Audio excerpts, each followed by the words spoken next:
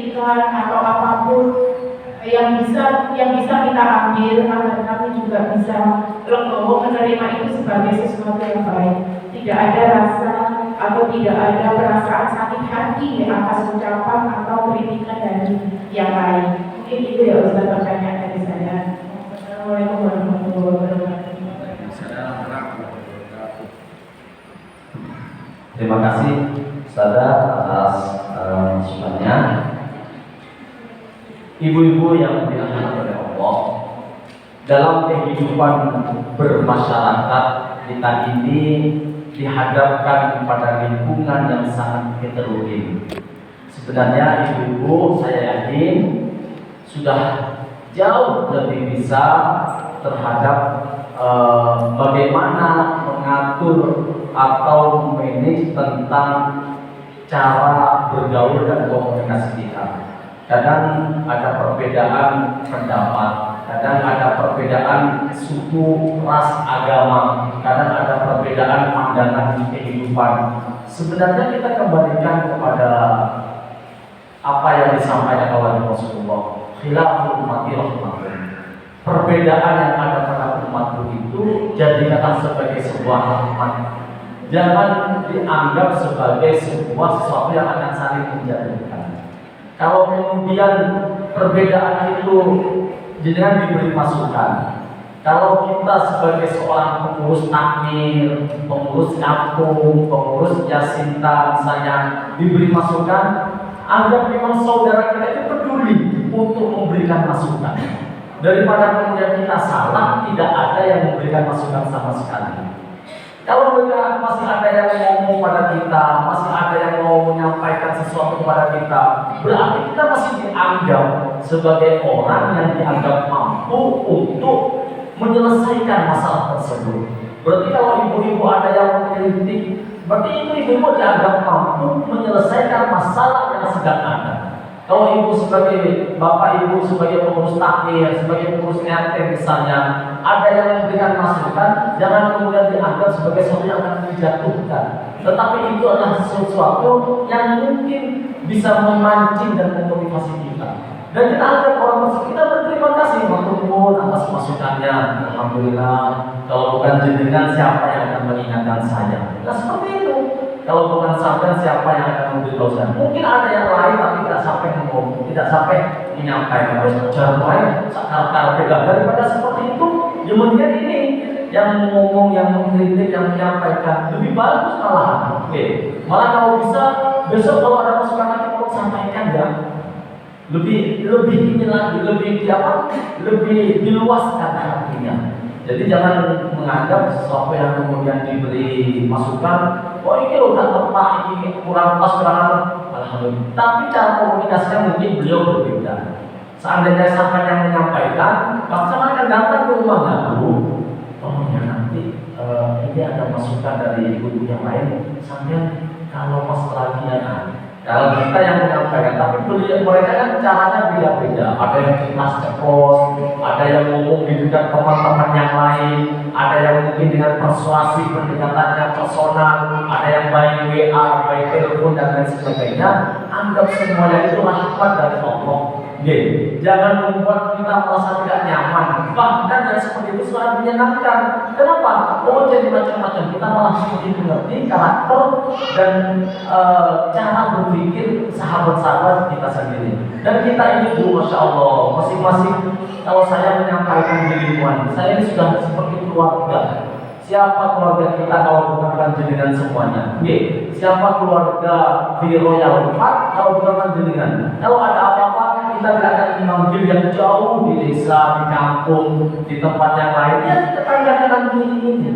Jadi dengan tetangga, dengan saudara, ini sudah seperti keluarga. Jangan merasa kemudian ada sesuatu yang ingin sampaikan. Persoalan mereka merespon yang tidak baik. Kalau misalnya jenengan yang menyampaikan, mereka menerima tidak baik ya sudah, yang penting sudah disampaikan. Mereka tidak bisa menolong ya sudah, yang penting sudah pernah menyampaikan. Kita sudah seperti saudara, seperti keluarga. Maka yu'minu billahi wal yawmil akhir falyukrim jarahu. Barang siapa beriman kepada Allah dan hari akhir, maka muliakanlah tetangga. ini kan hidup bersama-sama, bertetangga. Kalaulah ada masukan, ada kritikan, dan luas saja kita anggap ini juga peduli kepada kita. Ya, terima kasih ya Bu ya.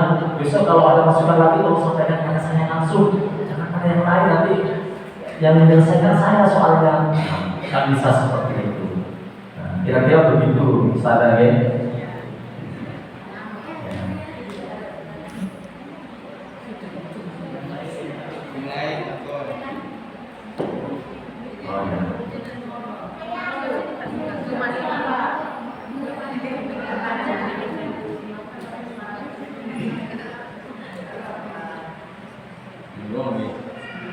Terima kasih atas waktunya. Assalamualaikum warahmatullahi wabarakatuh. Ustaz, yang mau saya tanyakan sudah dijelaskan tentang bagaimana cara kita mengajarkan ke anak-anak kecil antara dari ada tadi.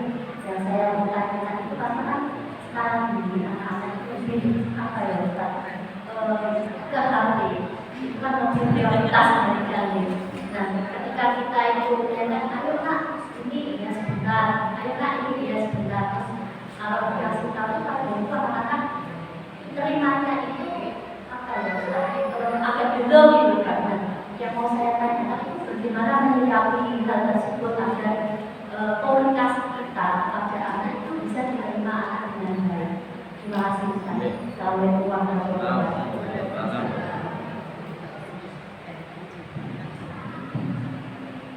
Terima kasih ya Ibu atas pertanyaannya. Sebenarnya kasus begini ini hari ini sangat umum, bahkan saya juga punya anak kecil. Anak saya ini juga apa istilahnya tantrum ya. Kalau misalnya HP-nya diambil nangis, lompat-lompat. Tetapi ada seorang psikolog yang mengatakan paling tidak kita membatasi terhadap bermain HP-nya anak. Kalau anak ini mungkin sudah sekolah, SD bisa diajak ngomong. Tetapi kalau anak mungkin masih balita, dia kan tidak bisa diajak ngomong. Nah, mensiasatinya dia panjenengan membatasi baterainya HP. Baterai jangan di full ketika diberikan pada anak itu. Jadi dia nanti mati sendiri. Atau mungkin paketannya dinonaktifkan. Ada materi-materi tertentu, film-film tertentu yang sudah di-download. Gitu. Ini memang problem ini, saya kira masyarakat Indonesia punya problem ini. Sampai psikolog itu mengatakan seperti itu. Karena anak hari ini lebih enak dengan HP-nya daripada main layar-layar, daripada seperti kita dulu kumpul dengan teman-teman misalnya. Nah, maka ini memang harus dibatasi. Gitu. Nah, bagaimana cara mengkomunikasikan? Kita berkomunikasi dengan anak itu juga pendekatannya jangan langsung menyentak, jangan langsung marah. Cara mendekati anak laki-laki dan anak perempuan juga beda. Anak laki-laki marah minta HP, didudukkan, diajak ngomong, ditatap matanya. Nanti kalau sudah ini HP-nya dikasihkan. Kalau anak perempuan itu dipeluk. Jadi kalau kita ingin menyampaikan sesuatu kepada anak perempuan yang lagi marah, saya punya anak umur 3 tahun, kalau main HP Masya Allah. Tapi kalau pas lagi ada tamu itu dia memanfaatkan itu bisa minta HP, minta apa. Tapi nanti kalau sudah tamu pulang, dia sudah mulai ngerti. Pasti HP-nya akan diambil, lari dia di kamar. Nah, kita ambil HP-nya, kita perlu anak ini. Nanti HP ini memang psikologi ini ada. Nanti kalau sudah bangun besok pulang sekolah dijamin lagi sama HP-nya ya, sekarang hatinya diambil sambil dipeluk. Jadi kalau berbicara dengan anak laki-laki itu ditatap matanya, biar dia merasa bahwa dia itu seorang laki-laki memang yang nanti akan menjadi kepala bagi lingkungannya, bagi rumah tangganya. Nah, kalau anak perempuan biar lembut hatinya itu dipeluk, ketika sambil ngomong itu psikologi bawahnya. Tapi kalau dari sisi kita tarbiyah anak ini, pendidikan anak ya taklim anak yang mengajarkan anak, melibatkan anak-anak pada aktivitas kita. Kita lagi masa biarkan anak-anak umum di sekitar kita. Yang penting kita awasi jangan sampai kena kompor, entah mau kacang di putar-putar misalnya, mungkin tempe dicuil-cuil, ya kan anak terlibat dalam aktivitas kita, menginginkan mereka. Jangan kemudian kita masakan sudah siap, anak-anak ingin main di sana, nggak boleh. Jangan dekat-dekat telepon, jangan dekat-dekat masakan, itu malah menjauhkan anak-anak. Biarkan lebih baik berantakan di rumah tapi anak-anak ada di dalam rumah, kan gitu ya. Daripada rumah bersih tapi anak-anak main di luar, lebih bersinar mana jadikan. Rumahnya berantakan tapi kelihatan anak-anak kita ada di rumah, mungkin cuma TV, mainan bisa karu-karuan, kalau kamu dulu kafe ya. Lebih senang mana? Berantakan tapi anak ada di dalam rumah dengan bersih tapi anak mainnya di luar. Di rumah kalau berantakan kan nggak apa-apa. Iya. Jadi ini pernah terjadi pada sahabat bahwa anaknya ini pasti membuat berantakan dan sering membuat foto sehingga ketika ada tamu buku dan apa yang harus dilakukan menyetami bagaimana ini. Akhirnya disampaikan pada sahabat yang lain, kamu lebih suka anak-anakmu bermain di dalam rumah atau berada di luar rumah? Kalau berada di luar rumah, kamu tidak akan melihat dan tidak mengetahui perkembangannya, tidak bisa ngobrol, tidak bisa komunikasi, tidak akan lebih dekat dengan orang lain. Atau ketika ada di rumah, tetapi kamu bisa ngobrol, bisa bertanya, dia juga bisa bercerita, tapi tempatnya berantakan. Itu tetap lebih memilih walaupun tempatnya berantakan, asal anaknya ada di dalam rumah. Kira-kira seperti itu. Sampun Bapak Ibu nih. Oh ada nih. Satu lagi. Ibu tidak apa-apa ya Ibu. Iya. Ini berkaitan yang tadi mengenai anak-anak. Jadi di sini kemudian banyak sekali ibu muda yang kadang-kadang sekarang ini lagi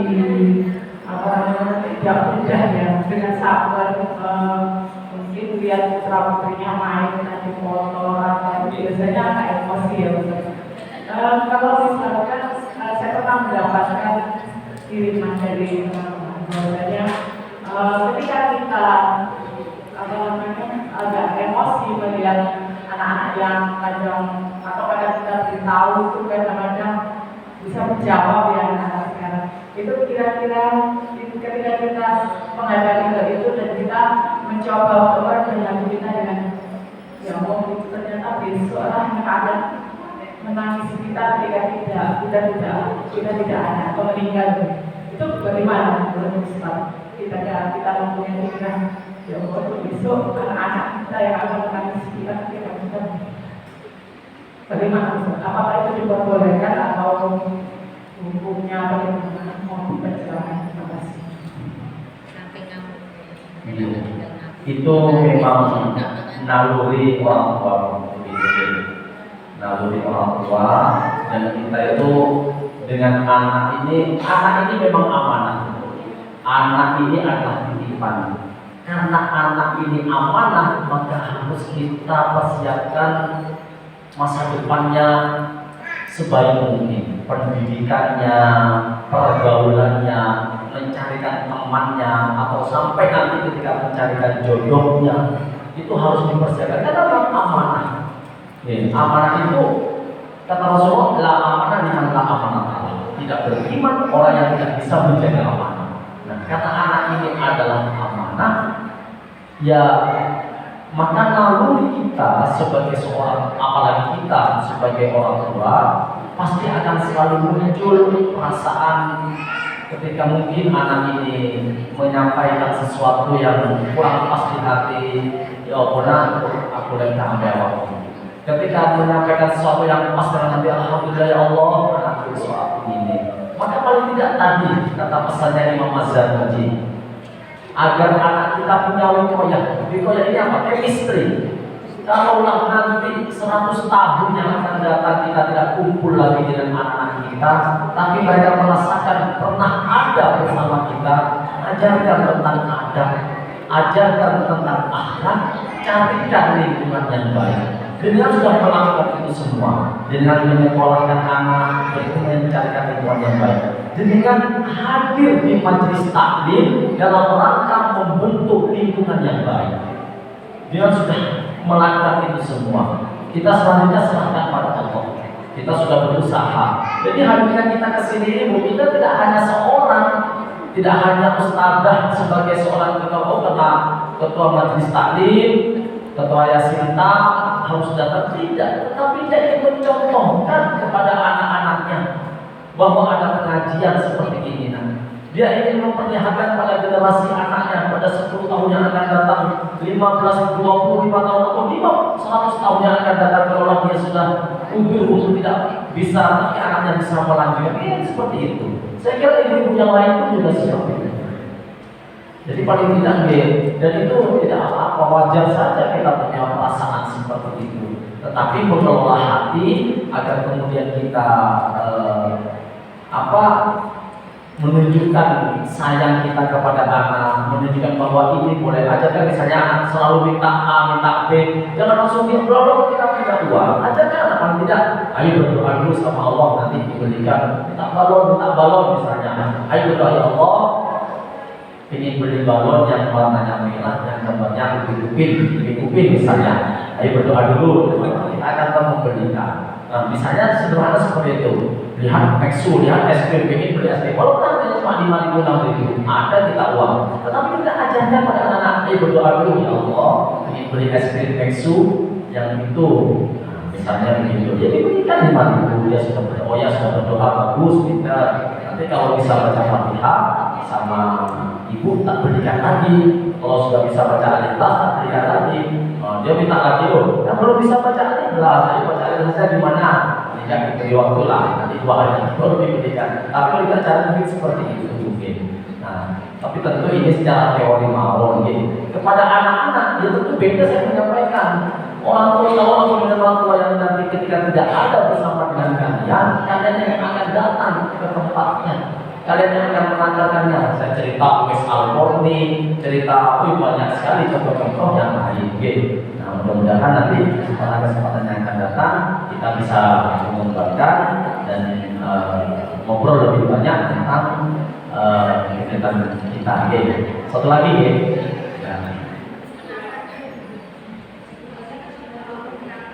Ya, gitu. Rata dari perumahan mau saya tanyakan itu kan apabila seorang anak berkata-kata atau dengan informasi yang agak keras, kan ini tadi kan berbicara tentang ukhuwah atau adab, terus atau sesuatu misalnya berdebat atau terhadap sesama gitu ya. Terus setelahnya ada permohonan maaf gitu. Apa sudah bisa langsung kalau dimaafin atau apabila orang tersebut masih punya unek-unek terus belum memaafkan terus gimana tuh untuk kehidupannya dia juga sampai ke akhiratnya itu gimana gitu Ustaz?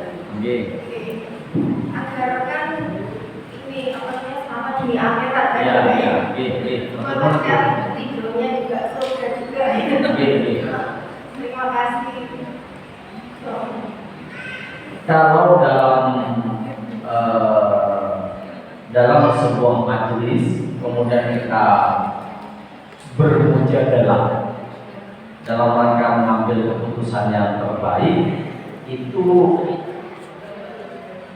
diperbolehkan berdebat ya, berdebat. Kalau dalam kondisi tertentu memang seseorang itu diajari untuk berpikir kritis. Kondisi tertentu, misalnya mahasiswa di kampus itu memang diajari untuk berpikir kritis agar menjadi insanul albab. Makanya mempertanyakan sesuatu yang ada di depan. Ditanya semua, kenapa bintang warnanya merah, kenapa matahari terbitnya ini. Itu kadang-kadang bagi kita tidak perlu begitu dia. Nah, itu disebut. Nah, kalau dalam bermasyarakat kemudian kita berdebat, itu selama untuk mengambil keputusan dalam rangka bermusyawarah, wasyawirhum fil amri, bermusyawarah dalam setiap perkara. Maka dalam musyawarah kan ada tanya jawab, ada perdebatan, selesai ya saling minta maaf. Kalau ada yang tersinggung kita minta maaf, wallahu a'lam.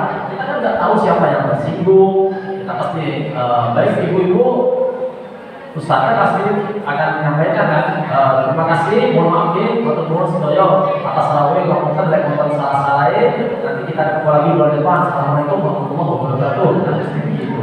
Nah, ya kalau kemudian orang yang bersangkutan merasa tidak tidak legowo, kita yang penting sudah berminta maaf, sudah bukan urusan kita. Kami kayaknya pulang kok ya ini. Jangan usah terlalu berpikir jauh ke sana. Yang penting kita kalau merasa salah dan minta maaf. Ada hal yang kurang pas yang minta maaf. Kalau di suami istri, kemudian kita bertengkar di hadapan anak, itu tidak boleh. Kalau ada masalah kita harus tidak. Anak melihat orang tua bertengkar, sadisnya sama dengan anak melihat pembunuhan. Jadi ini psikologi. Ada penulisnya gitu. Jadi anak melihat orang tua bertengkar, buang sampai bertengkar sampai kemudian anak melihat kondisi seperti itu, sadisnya yang dilihat oleh anak ini sama dengan mereka melihat pembunuhan. Jadi kalau kita ada masalah, lari ke kamar, tutup pintunya dulu. Oke, lari ke kamar. Itu SD dulu deh. Jangan kemudian apalagi anak diseret kepada urusan rumah tangga, urusan orang tua. Jangan belum pada fasenya itu, belum pada fasanya. Jadi sebaiknya tidak ada pertengkaran yang kemudian dilihat oleh anak. Kita ya masuk ke kamar kalau mau bertengkar ke dapur, ke kamar. Saya kasih tau bertengkar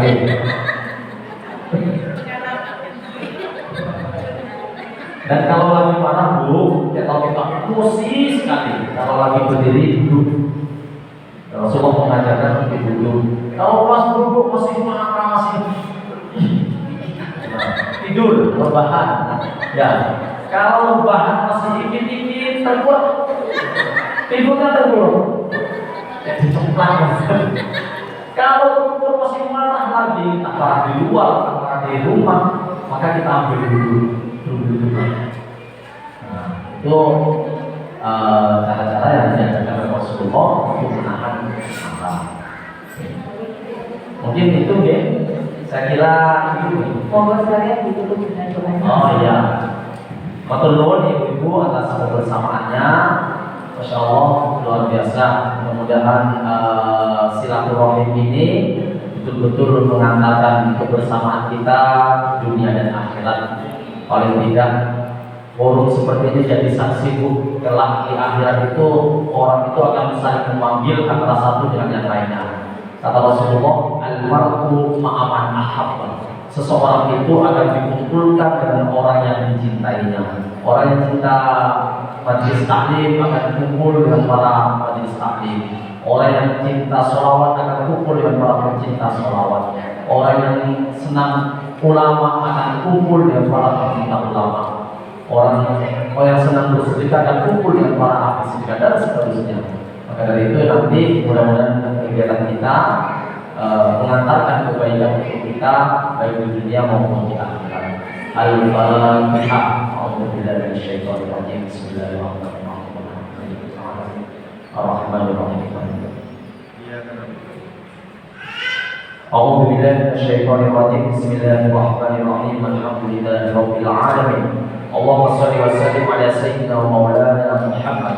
Syadaratul asli nuraniyah wa lam'atil qabdatir rahmaniyah wa afdalil khalifatil insaniyah wa asrafi suratil ismaniyah wa ma'adilil asrarir rabbaniyah wa khazainil ulumil istifatiyah sahibul qabdatil asliyah wa bi'adatil saniyah wa rudatil aliyah manil darajatil adiyuna tahta liwahi fahum minhu wa ilayh wa salli wa sallim wa barik wa ala alihi wa sahbihi adada ma khalaqah wa razaqah wa amatah wa ahyaita ila yawmin tub'atsun wa sallim tasliman tasliman Allahumma anta rabbi la ilaha illa anta خلقني وأنا عبدك وأنا على عهدك وأنا ما استطعت أعوذ بك من شر ما صنعت أبوء لك بنعمتك علي وأبوء بذنبي فاغفر لي فإنه لا يغفر الذنوب إلا أنت اللهم يا دائم الفضل على البرية يا باسط اليدين بالعافية يا صاحب المواهب السامية صل على سيدنا محمد خير الورى بالسجية واغفر لنا يا ذا العلا في هذه العشية ربنا آتنا في الدنيا حسنة وفي الآخرة حسنة وقنا عذاب النار وأدخلنا الجنة مع الأبرار يا عزيز يا غفار يا رب العالمين وصلى الله على سيدنا محمد وعلى آله وصحبه وسلم والحمد لله رب العالمين. الفاتحة.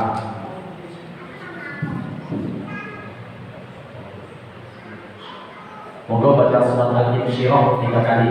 Bismillahirrahmanirrahim. Alam nashrah laka sadrak wa wada'na 'anka wizrak allati anqadha dhahrak wa rafa'na laka dhikraka inna ma'al usri yusra inna ma'al usri yusra fa idza faragta fansab ila rabbika farghab. Bismillahirrahmanirrahim. Alam nashrah laka sadrak wa wada'na 'anka wizrak allati anqadha dhahrak wa rafa'na laka dhikraka fa inna ma'al usri yusra inna ma'al usri yusra fa idza faragta fansab ila rabbika farghab. Bismillahirrahmanirrahim. Alam nashrah laka sadrak wa wada'na 'anka wizrak allati anqadha dhahrak wa rafa'na laka dhikrak fa inna ma'al usri yusra inna ma'al usri yusra fa idza faragta fansab ila rabbika farghab. Baca shalawat Busra satu kali. Allahumma shalli wa sallim ala sayyidina محمد صاحب البشرى صلاة تبشرنا بها وعدنا وعولتنا وجميع مشايخنا ومعلمينا وطلبتنا وطالبتنا من يومنا هذا إلا يوم الآخرة. Assalamualaikum warahmatullahi wabarakatuh. Waalaikumsalam warahmatullahi wabarakatuh. Demikian tadi mau'izatul hasanah yang telah disampaikan oleh Al-Mukarram Gus Haris Lukman dari Dinas Surabaya. Kami ucapkan terima kasih. Sedikit yang kita kutip dari tadi mengingat banyaknya manfaat ketika kita datang ke majelis. Selain mendapatkan rahmat dari Allah, ada sebagai ungkapan rasa syukur atas nikmat sehat dan juga kesempatan penuh dengan keberkahan karena di dalamnya terhadap nilai sodako dan juga merupakan kekuatan doa yang dikabulkan oleh Allah Subhanahu wa Ta'ala. Saya sedang membawa acara dari awal hingga akhir menyampaikan permohonan maaf apabila selama membawakan acara ada tutur kata yang kurang sopan atau kurang berkenan di hati ibu-ibu sekalian, dan saya juga minta maaf apabila terdapat kekurangan dalam menyebutkan nama maupun gelar. Ala hadhihi syiratil mustaqim. Assalamualaikum warahmatullahi wabarakatuh. Waalaikumsalam warahmatullahi wabarakatuh.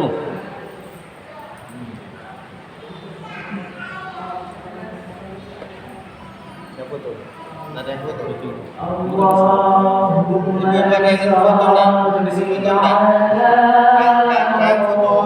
foto bersama. Ya, sambungkan foto sarang